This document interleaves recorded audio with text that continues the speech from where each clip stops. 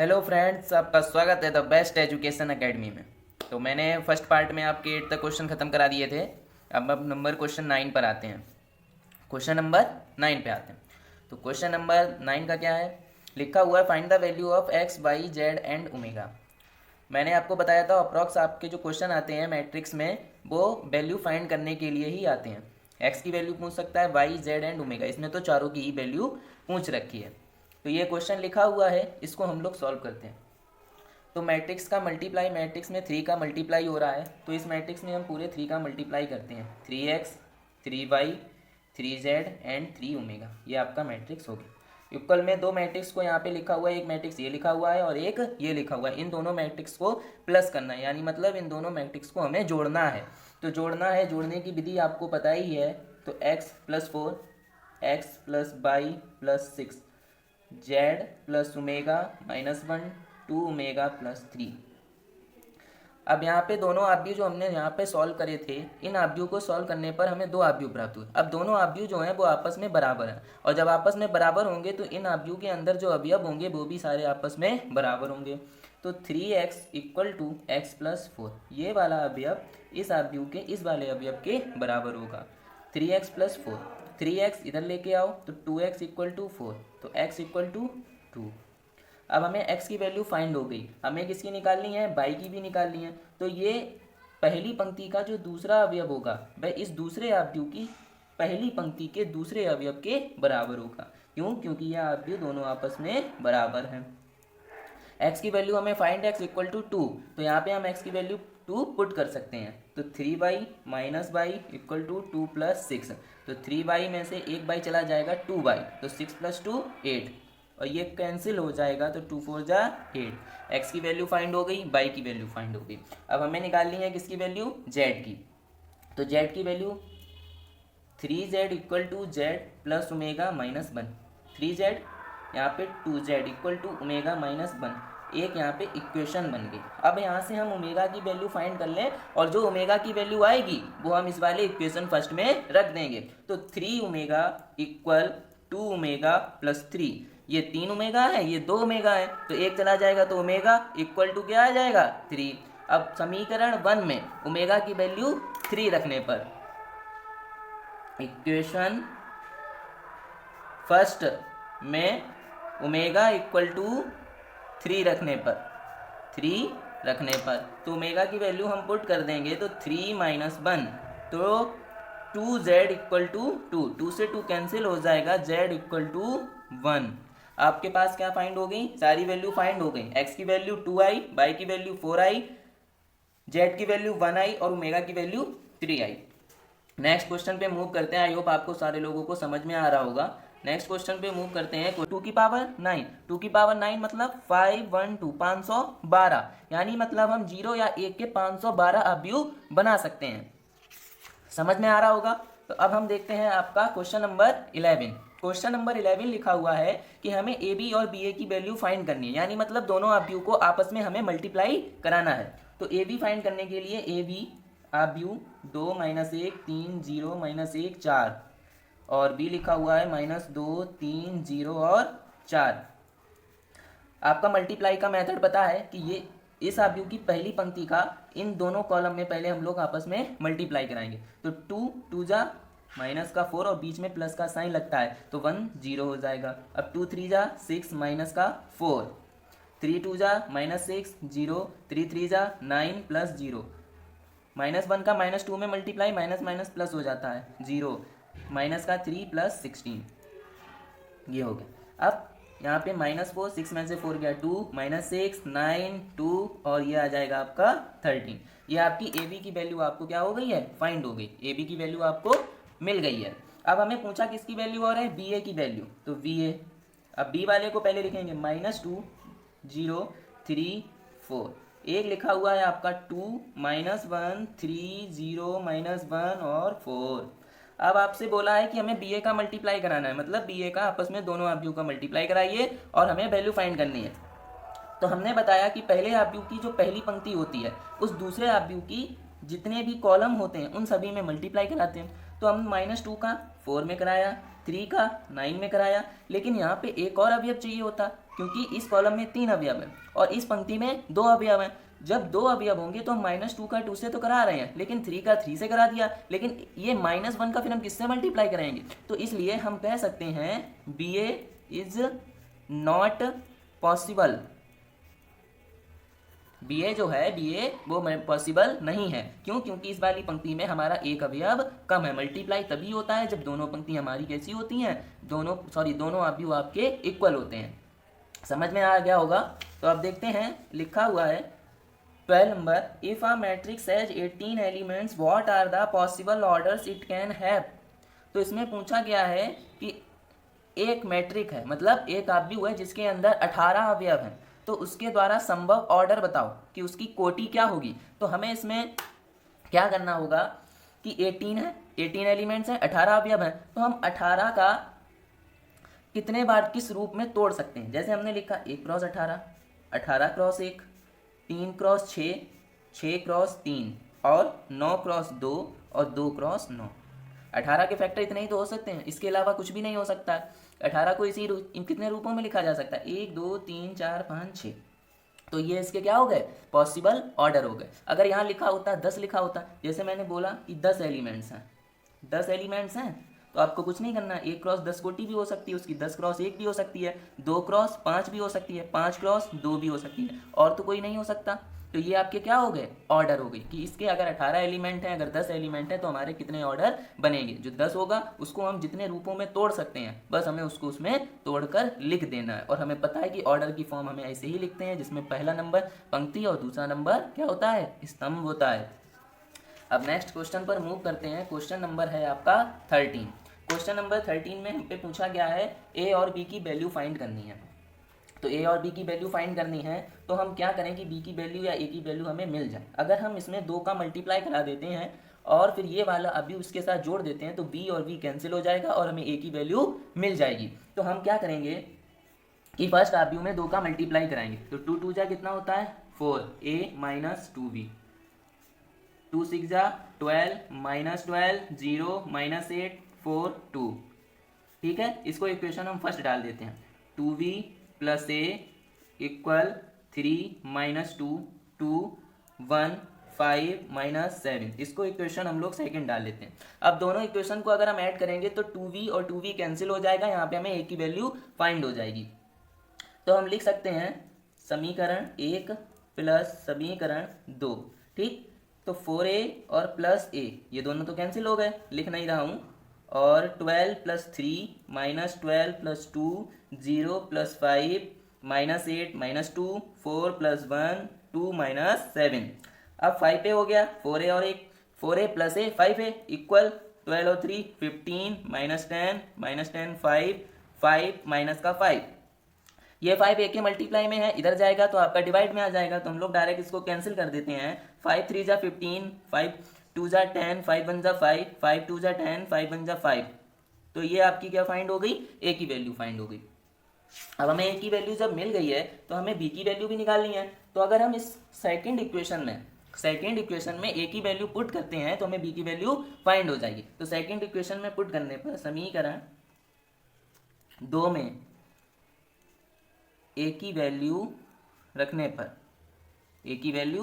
पर तो 2v plus 3 minus 2 1 1 minus 1 equal में लिखा हुआ है आपका 3 2 5 और माइनस 2 1 माइनस 7। आप 2v ये इक्वल का इधर जाएगा माइनस में हो जाएगा, तो 3 में से 3 जाएगा 0 2 प्लस 2 हो जाएगा 4 5 1 4 5 में से 1 जाएगा 4। अब ये क्या हो जाएगा? ये इधर माइनस का हो जाएगा, माइनस माइनस प्लस, ये 0 हो जाएगा, ये 0 माइनस 7 प्लस 1 6, वो भी किसका? माइनस का। 2 डिवाइड में जाएगा 0 0 2 0 2 माइनस 3। ये आपकी क्या निकल आई? अब ये आपकी निकल आई बी की वैल्यू 0 2 2, एक पंक्ति में इतने अब 0 0 माइनस 3, ये आपकी वैल्यू निकल आई बी की। तो ए और बी की वैल्यू फाइंड करना हमने सीख लिया है। अब क्वेश्चन नंबर 14 हमारा क्या लिखा हुआ है? Find a matrix C such that ABC is a zero matrix. ये बहुत अच्छा क्वेश्चन है। इसमें बोला गया है कि ए की वैल्यू दे रखी है, बी की वैल्यू दे रखी है, फाइंड द मैट्रिक्स सी, सी की वैल्यू हमें फाइंड करनी है, और बोला गया है such that A plus B plus C is a zero matrix, जबकि A plus B plus C एक जीरो मैट्रिक्स है। और जीरो मैट्रिक्स को मैंने जब पढ़ाया तो बताया था कि जीरो मैट्रिक्स में जितने भी अवयव होते हैं वो सारे जीरो होते हैं, तो A plus B plus C equal to zero हो जाएगा। सी प्लस ए की वैल्यू रख दो, ए की जो अवयव बना हुआ है उसको हम लोग पुट करते हैं सी, और बी की वैल्यू सी तो फाइंड ही करनी है, तो 1 0 माइनस 1 इक्वल टू जीरो। ये जीरो कैसे आ गया? A plus B plus C equal to zero इसलिए आया क्योंकि इसने बोला है कि ये एक जीरो मैट्रिक्स है। अब दोनों को प्लस करते हैं, 3 माइनस 4 1 3 0 1 इक्वल टू जीरो, तो सी का इधर पहुंचा दो, ये माइनस में हो जाएगा, साइन चेंज हो जाएंगे, -3 4 -1 -3 0 -1, ये आपकी वैल्यू फाइंड हो गई। ये किसकी वैल्यू फाइंड हो गई? आपको सी की वैल्यू फाइंड हो गई। तो आपको ये वाला क्वेश्चन देखना पड़ेगा, ये बहुत अच्छा क्वेश्चन है, आपके पेपर में पूछ भी सकता है कि A plus B plus C ये जीरो मैट्रिक्स है, तो A plus B plus C equal to हम लोग क्या रख देंगे? जीरो, क्योंकि हमें पता है जीरो मैट्रिक्स में सारे अवयव जो होते हैं वो आपके शून्य होते हैं। अब बात करते हैं 15 क्वेश्चन में क्या बोला गया है। If A equal to diagonal 2 - 5 9, B equal to diagonal -3, -7, 14, find A plus B. A plus B हमें फाइंड करना है, लेकिन ये जो है ये आपका एक मैट्रिक्स नहीं है, ये डायगोनल दे रखे हैं कि उस मैट्रिक्स के ये डायगोनल है, तो ए इक्वल टू मैट्रिक्स बनाना पड़ेगा जिसमें डायगोनल 2 0 0 0 -5 0 0 0 9, और हमने बताया था डायगोनल मैट्रिक्स वह मैट्रिक्स होता है जिसमें विकर्णों के अवयवों को छोड़कर बाकी सारे अवयव शून्य होते हैं, तो उस मैट्रिक्स को हम लोग डायगोनल मैट्रिक्स कहते हैं। तो इसमें यहीं पे बच्चे घूम जाएंगे या कंफ्यूजन हो जाएगी कि ये तो एक अवयव दे रखा है, इसको हम सीधे सीधे ऐड कर देते हैं, पर हमें ऐसा नहीं करना। इसने DIA इसका मतलब होता है डायगोनल, यहाँ पे लिख रखा है डायगोनल, तो पहले हमें विकर्ण अवयव को बनाना पड़ेगा फिर ऐड करना पड़ेगा। अब हम इसको ऐड करते हैं, ए प्लस बी फाइंड करना है, तो 2 0 0 0 -5 0 0 0 9 प्लस -3 0 0 0 7 0 0 0 14, ए प्लस बी ऐड कर दो, माइनस का 1 0 0 0 -5 + 7 2 0 0 0 14 और 9 23, ये आपका क्या हो गया? आंसर आ गया। ये क्वेश्चन में A B is a zero, मतलब दोनों अवयव का मल्टीप्लाई करने पर हमें ये शो करना है कि वह जीरो मैट्रिक्स बनना है। तो ए बी का मल्टीप्लाई करते हैं, मल्टीप्लाई करना बताया था, पहले अवयव की पहली पंक्ति का इस दूसरे अवयव के जितने भी कॉलम होते हैं उसमें हम लोग आपस में मल्टीप्लाई कराते हैं। तो 0 का ए स्क्वायर में 0, बीच में प्लस का साइन लगता है, प्लस ABC माइनस ABC, फिर दूसरी वाली पंक्ति का, सॉरी दूसरी पंक्ति का क्यों, अभी एक ही कॉलम में तो हुआ है, अब दूसरे कॉलम में कराना है, 0 + B² और माइनस का B²। अब तीसरे वाले कॉलम में 0 + VC² माइनस VC², ठीक है। अब इसी पे का सेकंड, अब सेकंड पंक्ति को लेंगे, फिर सेकंड पंक्ति का इन सभी कॉलम में मल्टीप्लाई कराएंगे, माइनस का A² प्लस 0 प्लस का A² minus ABC plus 0 plus ABC minus AC² plus 0 plus AC²। फिर इसी प्रकार नेक्स्ट करते हैं, तीसरी पंक्ति को लेते हैं और तीसरी पंक्ति का इन तीनों कॉलम में हम लोग मल्टीप्लाई कराते हैं। तीसरी पंक्ति ये रही, तो A² माइनस A² प्लस 0, अब AB² minus AB² plus 0, ABC minus ABC plus 0। अब इनको सॉल्व करेंगे तो आप देख सकते हो A plus ABC minus ABC ये कैंसिल हो गया, 0 आया, ये भी 0 आया, ये 0, A² ये स्क्वायर कैंसिल हो गया, सारे अवयव कैंसिल हो रहे हैं, तो ये क्या बन जाएगा आपका, जितने सभी अवयव शून्य होते हैं वो कौन सा अवयव होता है? शून्य मैट्रिक्स। उस अवयव को हम लोग क्या बोलते हैं? शून्य अवयव। तो हमने प्रूव कर दिया कि AB जो है वो हमारा एक शून्य मैट्रिक्स है, ठीक है। अब बात करते हैं आपका 18 नंबर क्वेश्चन। 18 नंबर क्वेश्चन लिखा हुआ है, फाइंड -A² प्लस 6, हमें वैल्यू फाइंड करनी है A² की, A² माइनस का A² और प्लस का 6A की हमको वैल्यू फाइंड करनी है। तो फर्स्ट ऑफ ऑल हमें क्या निकालना पड़ेगा? A² निकालना पड़ेगा। A² का मतलब होगा कि ये का हमें 2 बार लिखकर उसमें आपस में मल्टीप्लाई कराना होगा। तो A² निकालते हैं, A² निकालने के लिए 2 - 3 - 2 4 एक बार ए, 2 माइनस 2 माइनस 3 4, वही मेथड रहेगा आपका। 2 2 जा 4, प्लस साइन लगता है, माइनस माइनस प्लस, 2 3 जा 6, 2 माइनस 2 4, माइनस 2 माइनस 8, फिर माइनस 6 माइनस 12, माइनस 6 माइनस का माइनस प्लस, 4 4 जा 16। अब आप देख सकते हैं क्या निकला, 6 और 4 10, माइनस 8 माइनस 4 माइनस 12, 18 और 16 और 6 होता है आपका 22। ये निकल आई अभी किसकी, ए स्क्वायर की वैल्यू। अब इस ए स्क्वायर की वैल्यू को तो हमने फाइंड कर लिया, अब ए स्क्वायर में हमें 6a प्लस करना है, तो हमें पहले 6a की वैल्यू फाइंड करनी है ना। तो 6a की वैल्यू फाइंड करने के लिए अब हमें 6a निकालना होगा। 6a इक्वल 6 2 जा 12, ए में 6 का मल्टीप्लाई करा देंगे, माइनस का 12 माइनस का 18, 6 4 जा 24, 6 से निकल आया। अब माइनस ए स्क्वायर प्लस 6a की वैल्यू फाइंड हो जाएगी। ए स्क्वायर की वैल्यू क्या निकली है, ए स्क्वायर की वैल्यू आपकी क्या निकली है 10 माइनस 12 माइनस 18 और 22 प्लस 6a, प्लस क्या करना है आपको 6a, ए की वैल्यू क्या है 12 माइनस 18 और 24, ठीक है। तो 10 और 12 कितना होता है 22, 12 और 12 24, 18 और 18 24 होता है आपका 46, जिसका परिवर्त निकालने पर सममित आव्यूह की कंडीशन होती है a dash equal to a होना चाहिए, और एक होता है आपका स्क्यू सिमेट्रिक, एक होता है आपका स्क्यू सिमेट्रिक मैट्रिक्स, जिसे हिंदी में बोलते हैं विषम सममित आव्यूह, इसे हिंदी में बोलते हैं विषम सममित। विषम सममित की कंडीशन होती है a इक्वल टू माइनस का डैश, या a dash equal to minus का a, कुछ भी हम लोग बोल सकते हैं। अब परिवर्त निकाल लो, हमें प्रूव करना है कि a dash equal to a जो है वो आपका परिवर्त आव्यूह। तो इसका a डैश कैसे निकालते हैं, परिवर्त होता है कि जो भी आव्यूह है उसकी पंक्ति को स्तंभ में चेंज कर दो, जो स्तंभ है उसको पंक्ति में चेंज कर दो, आपका परिवर्त आव्यूह बन जाएगा। तो परिवर्त निकालने के लिए ए का ए डैश क्या हो जाएगा, माइनस 1 5 माइनस 1 2 1 5 1 3। अब ये देखिए ए की वैल्यू 1 माइनस 1 5 माइनस 1 2 1 5 1 3, ए और ए डैश आपस में कैसे आ गए हैं, इक्वल आ गए हैं। हमें यही प्रूव करना था, तो हम कह सकते हैं कि हमने प्रूव कर दिया है कि ए जो है वो आपका एक सिमेट्रिक मैट्रिक्स है। अगर ये बोला जाता कि एक विषम सममित आव्यूह को प्रूव करिए तो आपको कुछ नहीं करना है, यही परिवर्त निकालना है। अगर माइनस में साइन लगाकर दोनों की वैल्यू इक्वल आती तो भाई आपका एक स्क्यू सिमेट्रिक मैट्रिक्स, जिसे हिंदी में बोलते हैं आपका एक विषम सममित आव्यूह हो जाता। अब बात करते हैं 20 नंबर क्वेश्चन पे। ए इक्वल टू आव्यूह बना रखा है जिसमें हमें A plus A dash equal to I, then the value of alpha, तब हमें अल्फा की वैल्यू को फाइंड करनी है। तो इस पे आई की वैल्यू, अब हमें देखो यहाँ पे आई जो होता है वो आइडेंटिटी मैट्रिक्स होता है, जिसे हिंदी में तत्समक आव्यूह बोलते हैं। आई की बात करें तो इसकी वैल्यू 2x2 में ये दे रखा है, तो हमें भी इसे 2x2 में ही निकालनी पड़ेगी, 3x3 में नहीं निकालेंगे, 2x2 में जैसा आव्यूह दे रखा होगा वैसा ही। अब ए डैश निकालो, ए डैश अभी निकालना सिखा दिया था कि पंक्ति जो है इसको हम स्तंभ में चेंज कर दो, जितनी पंक्ति है उसको स्तंभ में चेंज कर दो, बस आपका ए डैश निकल गया।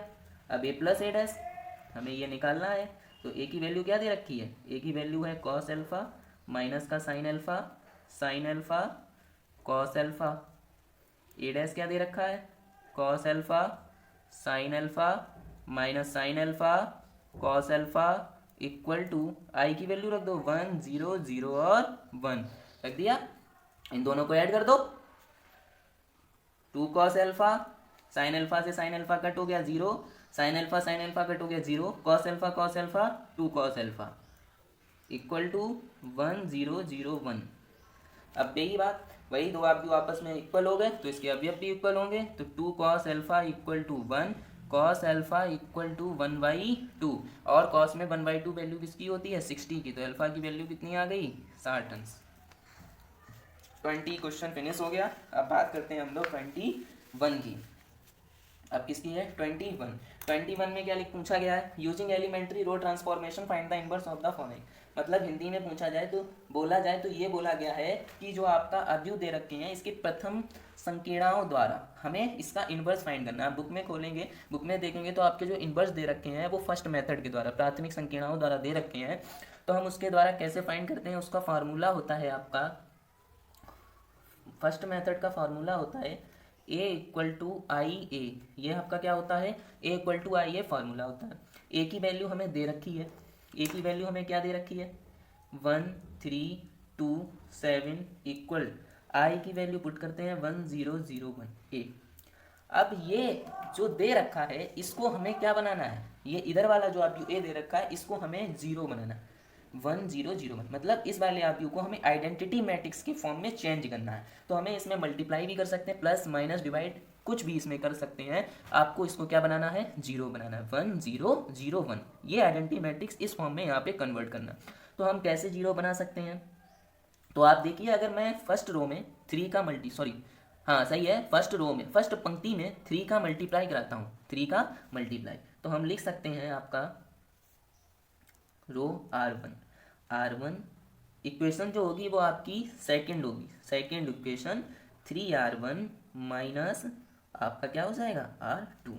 तो फर्स्ट सेकंड इक्वेशन, फर्स्ट को हम लोग नहीं, जब ये बोलेंगे कि हम सेकंड इक्वेशन में कर रहे हैं तो फर्स्ट से कोई मतलब नहीं, 1 2 हो गया। अब सेकंड इक्वेशन में 3R1, 3 का 3 में मल्टी, 3 माइनस 3 0, 3 2 जा 6, 6 माइनस 7 माइनस का 1, ठीक है।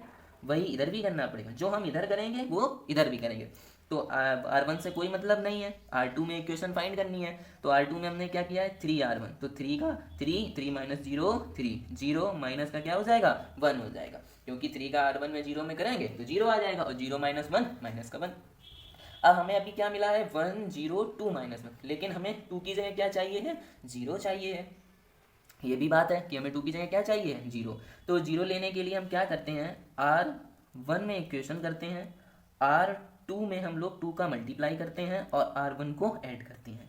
R1 में इक्वेशन 0 प्लस 0 1 हो जाएगा। अब यहाँ पे -2 ये 0 हो जाएगा, और 0 और ये -1 हो गया। अब हमने R1 में इक्वेशन की 2R2, 2 3 जा 6, 6 प्लस 1 7, 2R2 मतलब माइनस का 2, तो यहाँ माइनस का 2, 3 माइनस 1 और ए हो गया। अब हमें बात करनी है कि अभी तो G1 0 0 माइनस 1, अब यहाँ से हमको -1 को हटाना है, और -1 हटाने के लिए हम क्या कर सकते हैं -1 कॉमन ले लो, -1 आपका हट जाएगा। तो R2 से हमने क्या किया, R2 में इक्वेशन की और -1 इंटू R2, -1 का मल्टीप्लाई करा दो R2 में, तो इसमें भी R2 करा दो, आपका हट जाएगा 1 0 0 1 हो गया। और इधर क्या हो जाएगा 7 -2 -3 प्लस 1, R2 में हुआ है तो R1 में कोई कन्वर्ट नहीं करना। अब हमें ये इधर हमने आइडेंटिटी मैट्रिक्स को बना दिया, तो इन्वर्स जो होगा वो क्या निकल आया, ये इसका आपका इन्वर्स हो गया। तो ए को जब इधर ले जाओगे तो आपका बन जाएगा ए इन्वर्स इक्वल टू 7 -3 -2 और 1, ये आपका क्या निकल आया इन्वर्स निकल आया। अब ये जो सेकंड क्वेश्चन है ये आप लोग खुद करके देखेंगे कि आया समझ में कि नहीं आया। अगर नहीं आता है तो मुझे कमेंट कीजिए, और जो भी क्वेश्चन मुझसे पूछना है मुझे कमेंट में सेंड कर दीजिए, मैं आपको बता दूंगा। ये आप खुद करके देखेंगे।